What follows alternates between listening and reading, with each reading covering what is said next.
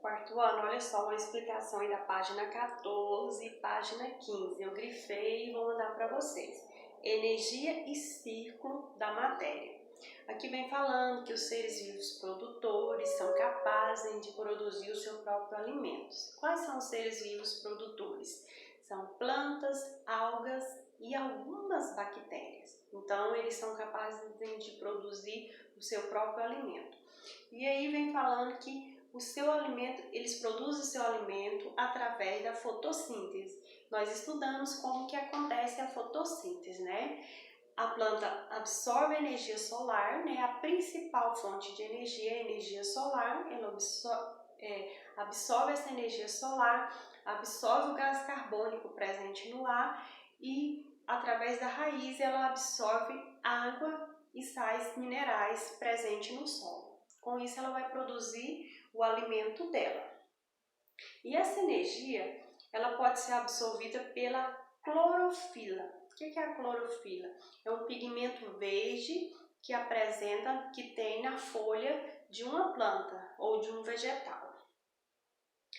Essa energia é transformada e pode ser utilizada pelos seres vivos posteriormente, ou o que acontece? A planta ela absorveu, né, essa energia toda, produziu o alimento dela, e quando um outro ser vivo vem que se alimentam de planta, ele vai absorver essa energia também para o corpo dele. E aqui vai mostrar para vocês um desenho, né? Quero que vocês observem esse desenho. E aqui abaixo tem a explicação desse desenho. O que está falando aqui? Que o Sol é a principal fonte de energia e apenas seres vivos produtores, que vocês já sabem quais são os produtores, conseguem utilizar diretamente essa energia do Sol. E parte dessa energia é absorvida e utilizada por outros seres vivos. E é o que está mostrando aqui, ó, né? A planta, ela é capaz de captar toda essa energia e essa energia depois é absorvida por outros seres vivos aqui. Na página 15, no primeiro parágrafo, ele está falando assim, ó, além da energia, outros elementos importantes são transferidos entre os seres vivos. Quais são esses outros elementos? Aí ele vai citando aí, ó, nutrientes, sais minerais e todo o material que compõe o corpo de seres vivos, dos seres vivos. Ao se alimentar de uma planta, um animal herbívoro absorve boa parte do corpo que constitui esse vegetal. Então, quando o animal se alimenta de uma planta, ele vai absorver boa parte do corpo que compõe aquele vegetal. A outra parte que ele não consegue absorver, ele vai eliminar pelas fezes. E no terceiro parágrafo fala assim, os decompositores apresentam um papel fundamental. Então, os decompositores, eles têm um papel fundamental no meio ambiente. Ou seja, se eles não existissem, todo o material que compõe o corpo de um ser vivo permaneceria inteiro. Ou seja, um ser vivo que morre, se não existissem os decompositores. Quais são os decompositores? Os decompositores são fungos e bactérias. Então, se não existisse os decompositores, o que aconteceria? Por exemplo, um animal morreu.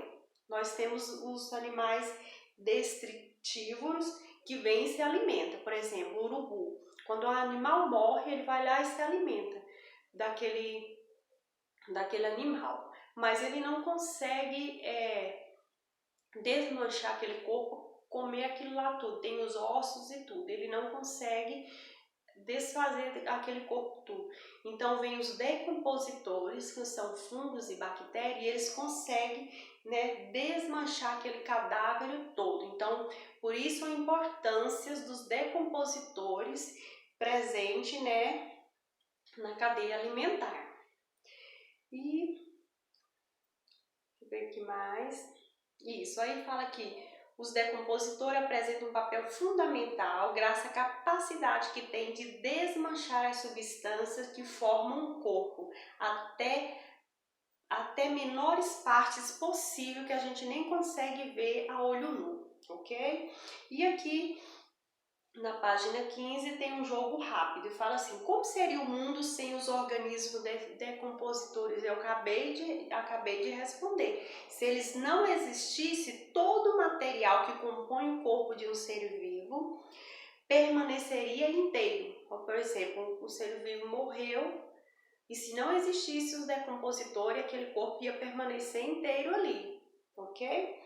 E na letra B fala assim, qual é a diferença entre os seres decompositores e os seres detritívoros? Os seres detritívoros alimentam de carcaças e restos de animais e vegetais mortos, né? Cadáveres. E os decompositores, ele tem a capacidade de fragmentar a matéria e consumir aquele corpo que está ali. Então, ou seja, os decompositores eles têm a capacidade de desmanchar as substâncias que formam o corpo. E os detritivos, eles alimentam, mas eles não alimentam, por exemplo, está um corpo ali, ele não vai conseguir consumir ele todo. Ele vai comer partes daquele corpo e vai ficar o resto no meio ambiente.